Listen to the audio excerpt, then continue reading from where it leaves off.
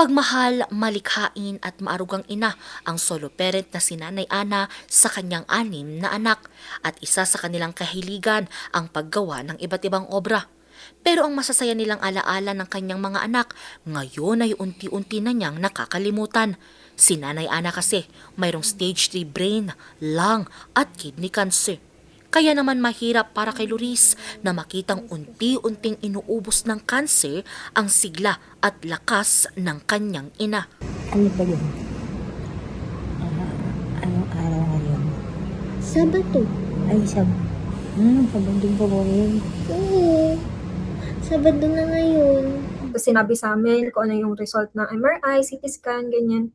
Andun siya. Tapos ang sabi niya sa amin, wala na, tapos na. Everyday kami umiyak, magkakapatid. Kasi, pati birthday ko hindi niya na maalala. Noong pandemic nang unang madiagnose si Nanay Ana na mayroong cervical cancer pero bumiti naman ang pakiramdam nito.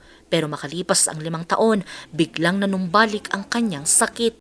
So, nung last October, masakit yung braso niya.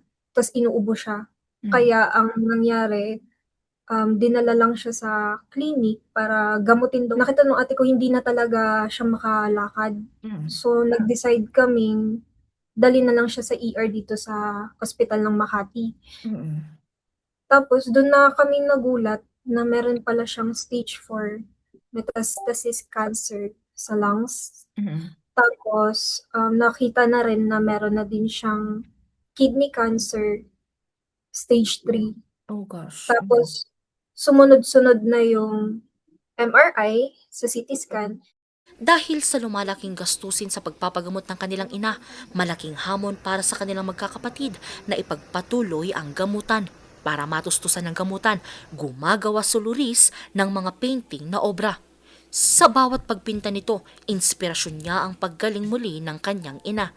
Maka-raise ako ng funds habang nandito pa ako sa bahay kasi kailangan on hand na yung pera eh. Kailangan madala na namin siya sa private kasi sinukuan na kami ng mga doktor dito sa amin na parang ang sabi palliative care. Eh ang palliative care is emotional support and pain support na lang. At ngayong Pasko, hiling niya.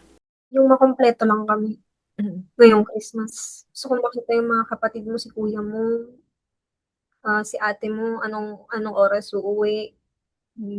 Kaya talagang nag-effort naman sila. As in, kahit hindi sila makalib sa work nila, talagang pumunta sila dito. So, isa na lang inaantay namin, dadating siya ngayong araw. Para makompleto lang kami ngayong Christmas. Ang mga binibentang artworks ni Loris ay maaaring makita sa kanyang Facebook page at Instagram. Sa mga may nais namang magbigay ng tulong kay Nanay Ana, maaari niyo silang i-contact sa number na ito. Angel Arquero, RNG News.